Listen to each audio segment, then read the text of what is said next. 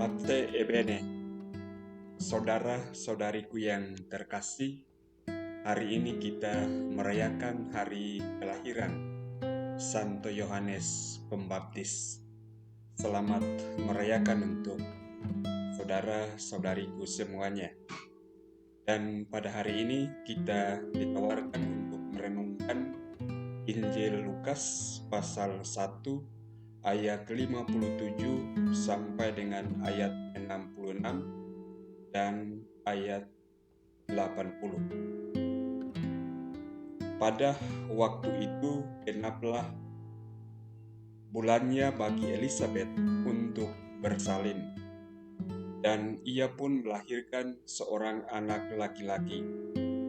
Ketika para tetangga serta sanak saudaranya mendengar bahwa Tuhan telah menunjukkan rahmat-Nya yang begitu besar kepada Elisabet, bersukacitalah mereka bersama-sama dengan dia. Maka datanglah mereka pada hari yang ke-8 untuk menyunatkan anak itu, dan mereka hendak menamai dia Zakaria menurut nama bapaknya. Tetapi Elisabet ibunya berkata, "Jangan, ia harus dinamai Yohanes." Kata mereka kepadanya, "Tidak ada di antara sanak saudaramu yang bernama demikian." Lalu mereka memberi isyarat kepada Zakaria untuk bertanya nama apa yang hendak ia berikan kepada anaknya itu. Zakaria meminta batu tulis, lalu menuliskan kata-kata ini, "Namanya adalah Yohanes." Dan mereka pun heran semuanya. Seketika itu juga terbukalah mulut Zakaria, dan terlepaslah lidahnya, lalu ia berkata-kata dan memuji Allah. Maka ketakutanlah semua orang yang tinggal di sekitarnya, dan segala peristiwa itu menjadi buah tutur di seluruh pegunungan Yudea. Semua yang mendengarnya merenungkannya dan berkata, "Menjadi apakah anak ini nanti?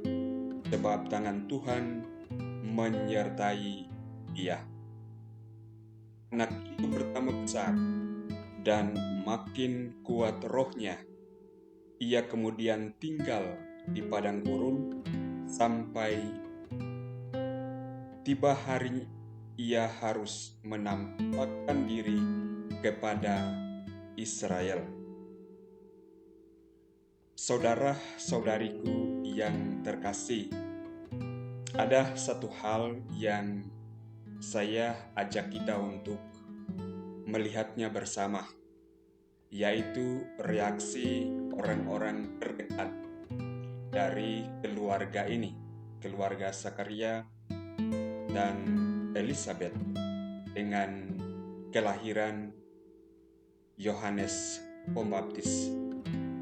Mereka bersukacita, mereka turut bergembira, mereka turut bahagia, mereka turut senang atas apa yang terjadi.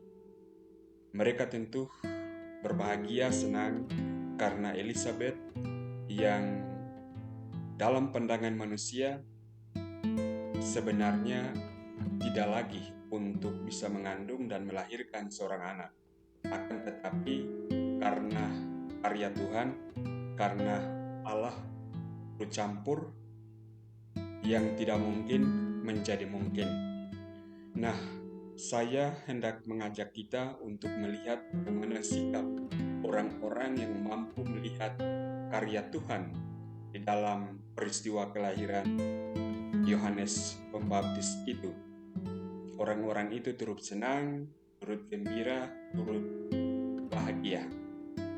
Nah, pesannya untuk kita adalah begitulah harusnya reaksi kita dalam kehidupan kita ketika kita melihat ada saudara, ada keluarga, ada kenalan, orang-orang di sekitar kita mengalami kebaikan Tuhan.